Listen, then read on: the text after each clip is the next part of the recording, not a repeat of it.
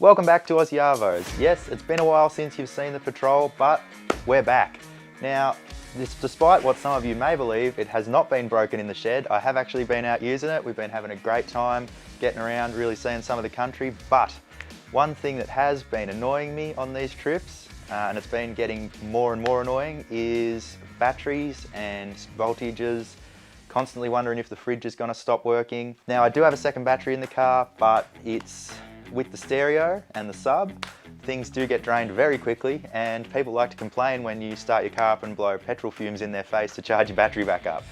So, how are we going to fix that? I've been eyeing off lithium for some time, and there's a lot of talk about it. I think it is definitely the way of the future, and you're obviously saving a lot of weight and getting a lot more battery capacity for that weight. So yeah, it's time to make that jump. I'm getting rid of an AGM, we're jumping over to lithium. So I've jumped onto the guys at iTech World and picked out a fair bit of their gear to make this happen. So we've gone DCDC, battery obviously, an inverter to run the hair straightener. We've gone an AC to DC charger and a bunch of other battery monitoring gear. We'll get into details on all this as I put it in the car.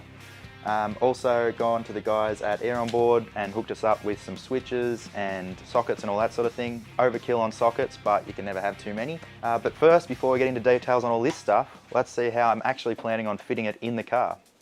Alright, so fitting everything in the car starts with this original bracket. Now, I made this up probably about a year ago to mount my fridge and my original spiral cell AGM, which was right there. The question was, how am I going to fit all this extra gear? So I've got a bigger battery, it's the same width and height, but it's a longer battery. I've also got to mount all the control gear and my switches and everything, and obviously make them accessible. Now, I do most of my camping out of the Emu Wing, so the fridge sits right here, so I wanted all my switches and everything to be accessible by there as well.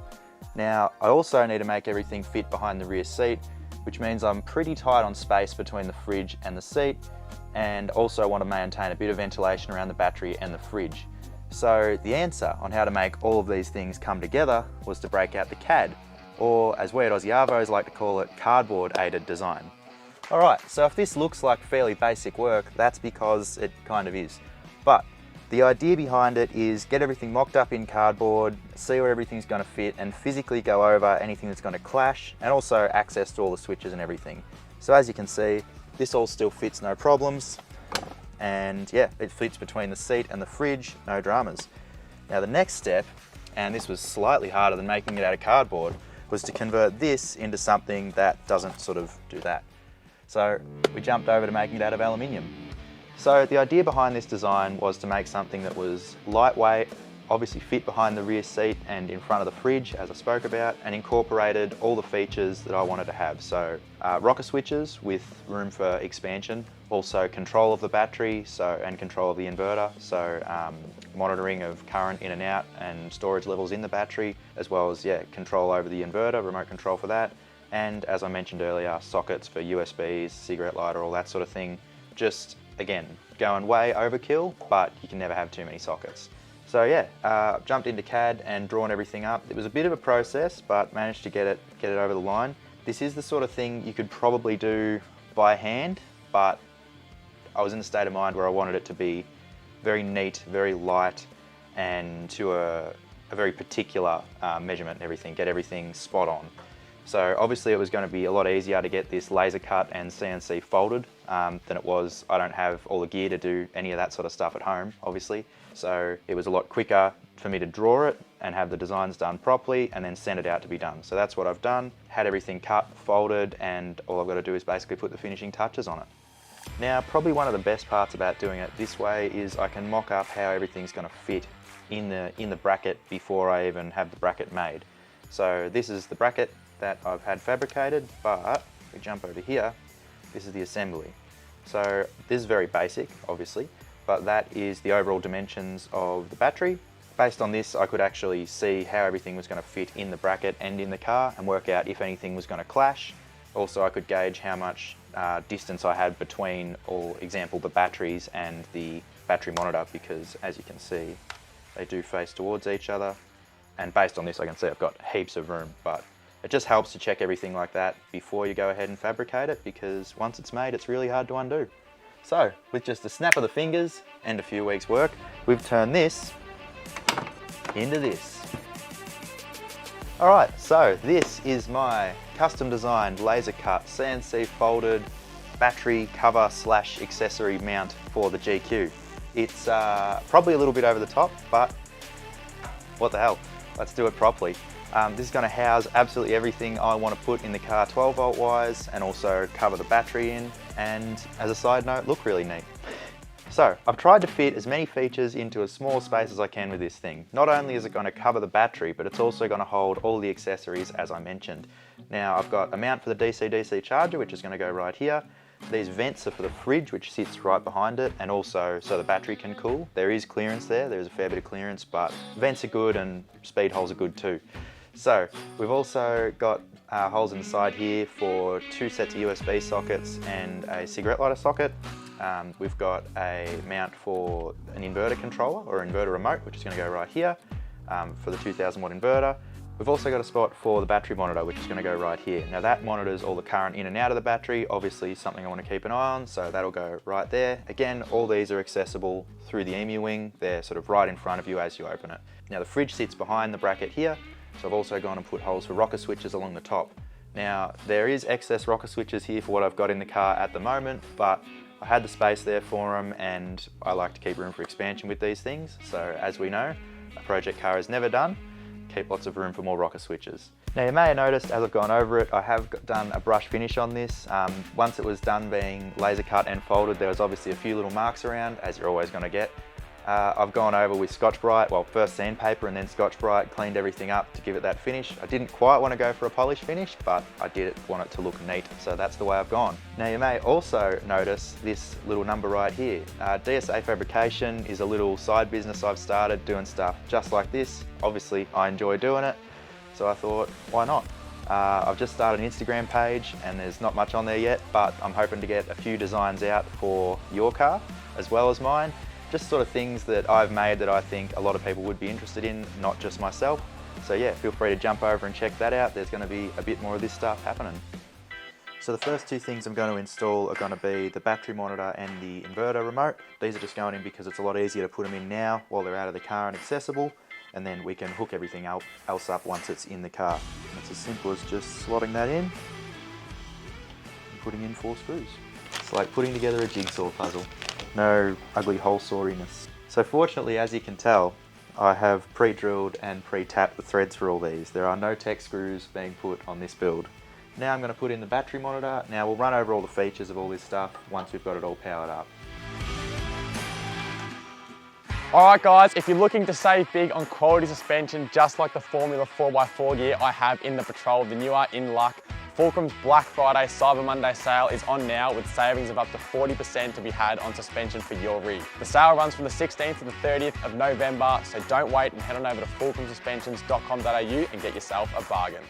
So the next little part to bolt onto this build is the DCDC. Now I've gone for the iTech World DCDC 40. They do make smaller DCDC chargers obviously, but I figure with a 40 amp having such a large battery, my alternator can output 110 amps. So we're well and truly covered there. It's just going to make it charge a little bit quicker obviously. Now this unit's got a fair bunch of cool features.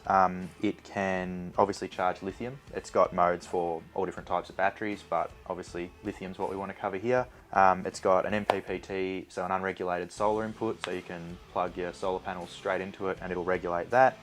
You can also, with it, prioritize solar. So example, you're driving in full sun and you've got a lot of solar panels on your car or your trailer, for example, and your solar panels can output 40 amps, but your car is also outputting 40 amps. Now, a lot of chargers don't have this and they'll just pull 40 amps off the alternator, so they'll prioritize the input over the solar, whereas obviously if you've got the solar there, the electricity's free, you may as well take the load off your alternator and therefore off your engine. So that's a setting on this. You can set solar priority. It's also got the lithium, I guess you call it a jump start, or it will bring the lithium back to life. Now we'll get into a bit more about this later, but lithium batteries like the iTech World one we've got will put themselves into a safe mode if their voltage gets too low, and this has the ability to bring it back out of that safe mode without having to do any sort of messing around trying to jump start the battery as such. So with the DCDC temporarily bolted on, I'm going to go ahead and mount up the shunt. for the smart battery monitor, which we'll get into a bit later once it's all hooked up. But yeah, it's basically just working out where I want to configure this. All the negatives running to and from the battery have to run through this. So it's pretty important that I work out where I want to mount it now based on cable routing and all that sort of thing. Now this unit obviously comes with Anderson plugs for everything. So you've got your vehicle inputs, so your positive and your ground for your vehicle input. You've also got this blue ignition wire. Now I don't need to use this as my car is old. Most modern vehicles have a smart alternator, so you might want to look into that if you're looking at something like this.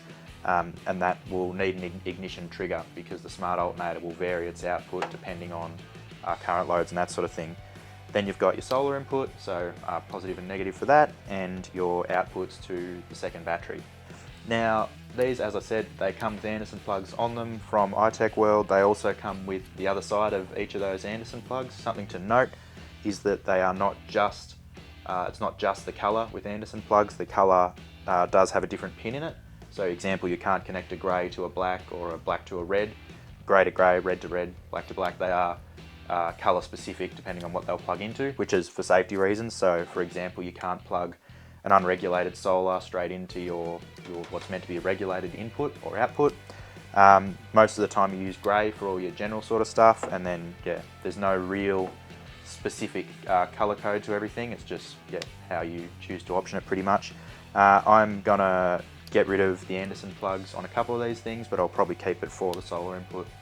Now as far as removing these Anderson plugs, there's just a little plate you've got to get next to the terminal inside and push the little plate down, and then once you've done that on both terminals, slot them out like that, and then you can connect to that however you like. Alright, now as you can see, I've cut the Anderson plug off this. That is the output to the second battery.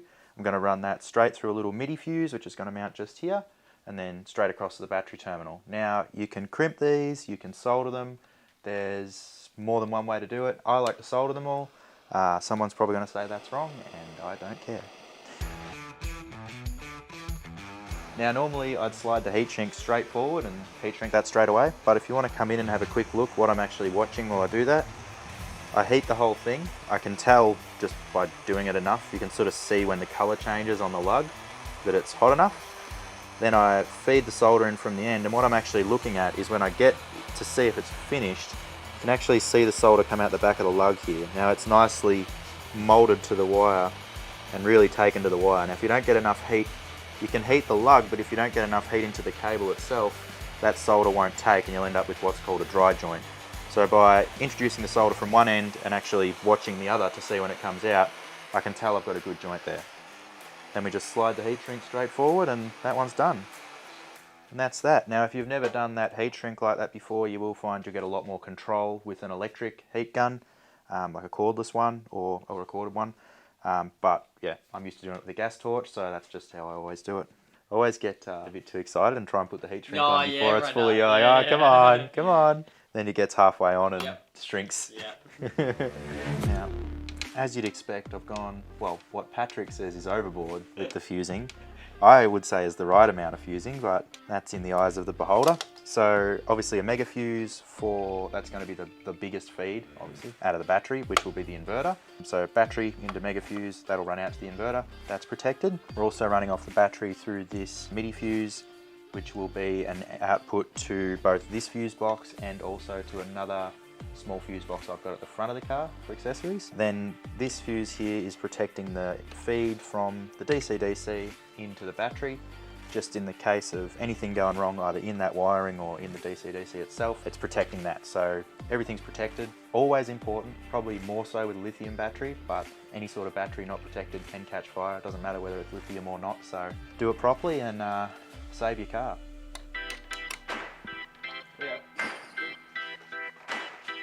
Alright, so the next part we're going to put in is the rocker switches. Now these are going to go straight across the top here. I've got, what have I got? I've got fridge, I've got one at the back's going to be blank at the moment. As I said, there's room for expansion. So we've got fridge, 12 volt power, which is going to run my USB and cigarette lighter sockets. Got backup lights. I'm eventually going to put a rear light on the car and exterior lights as well as interior lights. Now these are all labelled, as you can see, fridge with a picture of a fridge. That is an off-the-shelf switch from the guys at Air On Board, but they'll also custom make these. So they laser etch them all on site, which is pretty cool to see how they do it. And they will custom make them at your request. So if you ring them up and say, I want it to say beer fridge or drinks fridge, they can laser them to say whatever you want.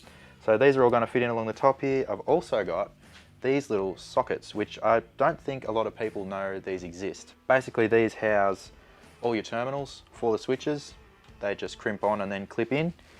What it means is that when you want to take your switches out, especially if you're in a dash panel or something like that, rather than having 500 spade terminals to try and remember where they all go in a big bird's nest on the back of your dash panel, you can simply undo one connector, which houses all the terminals, and take your panel off. Also, they just make it look really neat, and as I said, you know where every terminal goes because they'll only go on one way.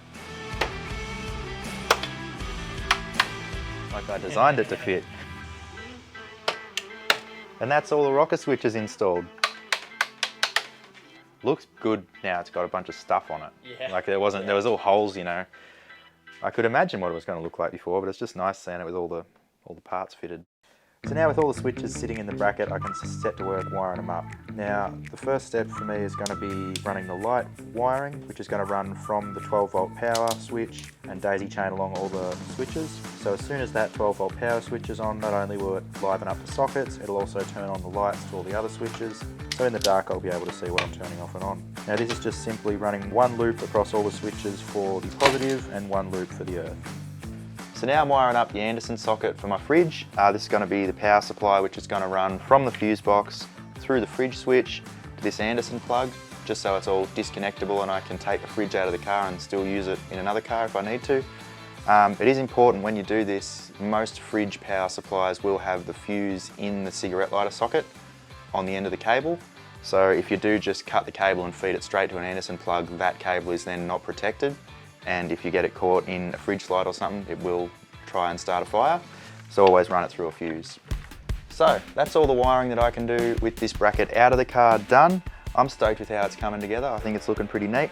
Now it's nearly time to chuck it in the car and finish hooking everything else up. But first I'm going to install this battery tray or battery bracket that I've made up. So that's just a bit of aluminium right angle that I've cut at 45s and folded at 90s.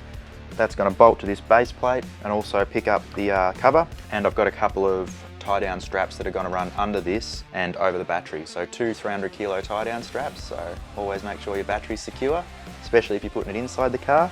I think those will cover it. All right, so with the battery bracket all bolted down, let's get this thing in the car. All right, so that's the new bracket in the GQ. Now it's time to chuck the battery in for the last time and hook everything up. By the way, if you are wondering, if you had seen this bracket in a prior video and you're wondering why there's now 2 big holes in it, they're speed holes. They make the car go faster. No, they're basically just a bit of weight reduction. So this is underneath the fridge and wasn't doing anything. There's a bolt hole here, which is why I've gone with that shape to make that sort of still have some sort of structure to it. But yeah, I've just shed a bit of weight there, probably, I don't know, 1.5 kilos, but every bit counts. The hardest part was making this bit in the back corner here fit, because the wheel well comes up there. So you had to make sure that was going to clear that and not rub a hole in the floor. Remember, no cutting of the carpet. That looks so good. Yeah, it's going to look sweet. I'll just chuck the rest of the bolts in. All right, so with the bracket all fitted up in the car, it's now time to look at the battery I'm putting in. Now, what battery have I chosen and why? This that you see sitting in front of you is an iTech World 240X Pro. It is a lithium battery. It's 240 amp hours. Now, the main reason for this whole setup has been that I'm tired of looking at battery voltages and always worrying if the fridge is going to cut out if I leave the stereo on a bit too long. All right. Also, running an inverter, we need more capacity to power that, and we need more current draw. A 240 amp hour battery is probably way overkill for what I need.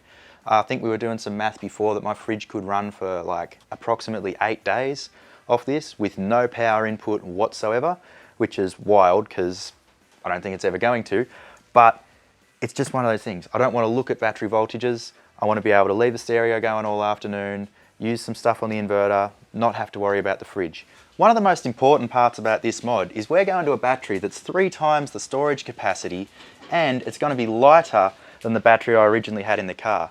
Now, before we put this in the car, we're going to do a little demonstration of that. So, We've employed my bathroom scales, and that's the iTech 240 weighing in at 24 kilos. Now let's try my original AGM that was in the car and see what it weighs in at. Now remember, this is a third of the capacity. And we're coming in at just under 28 kilos. So that is impressive. We're going to a battery 3 times the capacity and it's going to weigh less. So as you can see, I've gone around and put a bit of foam tape around the outer edge of the bracket and a sheet of rubber in the bottom. Now this is just to help absorb any vibration that the car's going to go through on those rough tracks so it doesn't transfer into the battery. Now, if I've done this correctly, this should drop right on in. Oh yeah. Sweet. Now a good time to peel off the protective plastics. Now it's even prettier. Actually, should I cut those off to length? Yep. Cut it on a slight angle. Why's that? So it's easy to feed the corner through, not trying to feed it through flat. All the smart ideas, man. And then burn the end so it doesn't fray. It's like he's already lived one lifetime before. He knows all the hacks, do everything. And we leave just enough tail on it that you got something to grab. Secure.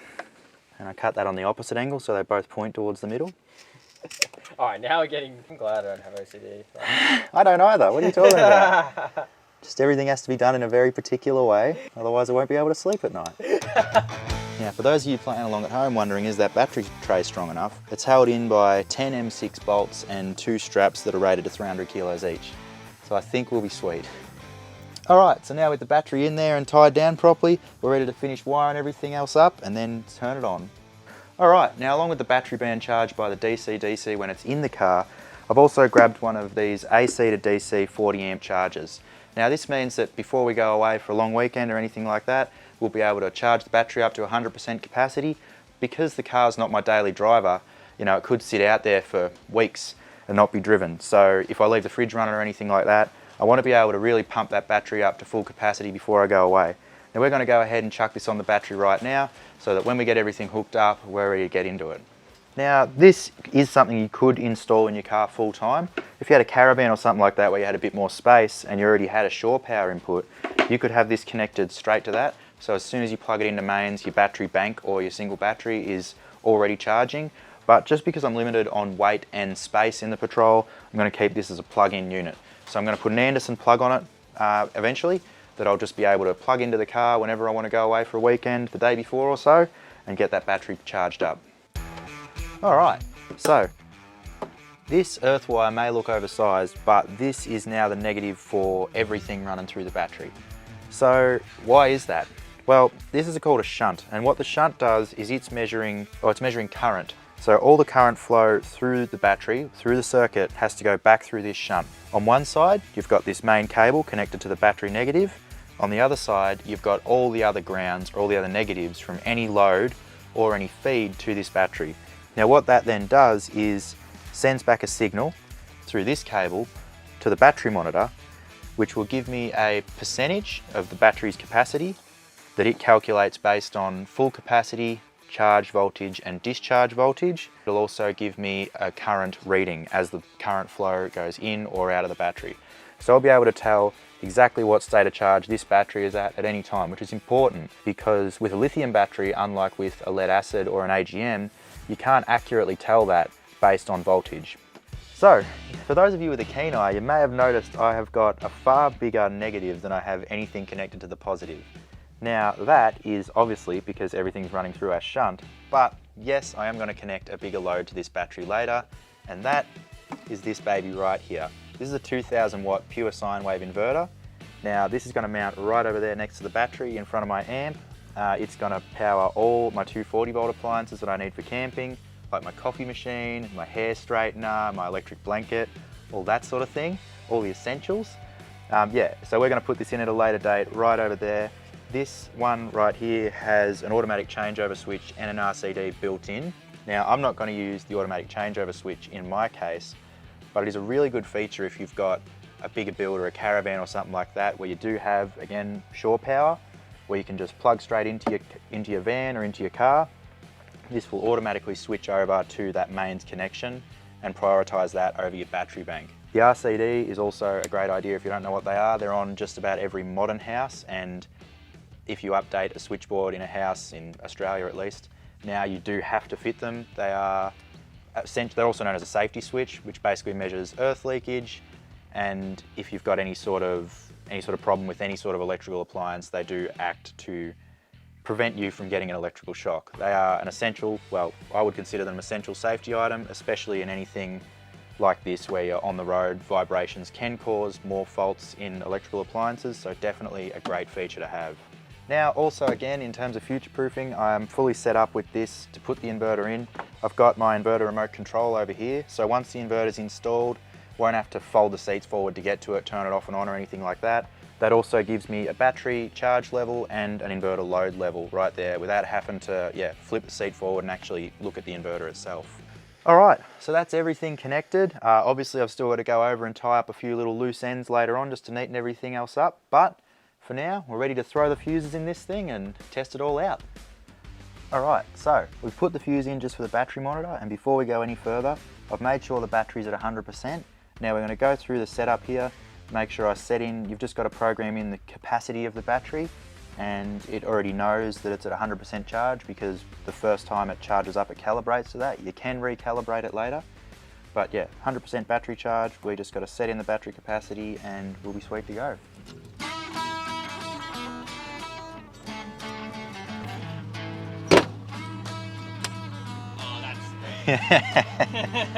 Oh yeah, oh I'm happy with that. That's mint. Alright, so as you can see, that is everything installed in the GQ. I'm super stoked with how this came out. I mean, I've got 240 amp hours of lithium hidden in a place that would otherwise be unused space or wasted space. I've also managed to fit in all the battery management and all the accessories I wanted and made it look super neat at the same time. I'm really happy with how this came out, and yeah, as you can see, fits behind the seat in front of the fridge just as I sort of wanted it to from the start. Super snug. No wasted space, and to be honest, with the seat and everything closed, you wouldn't even know it was there. Till you walk around here through the EMU wing, you can get access to all the battery management and control you need and all the 12-volt switches along the top there. Now, moving forward from here, we've obviously got to still put in the inverter, and at some point in the future, I will be putting a bit of solar on this thing so I can utilize that MPPT in the DCDC there. So that's all ready to hook up whenever I get to that stage. But as with all good project cars, we're not up to that yet. So between now and then, let's get out there off-road and actually use some of this gear. See you guys in the next episode.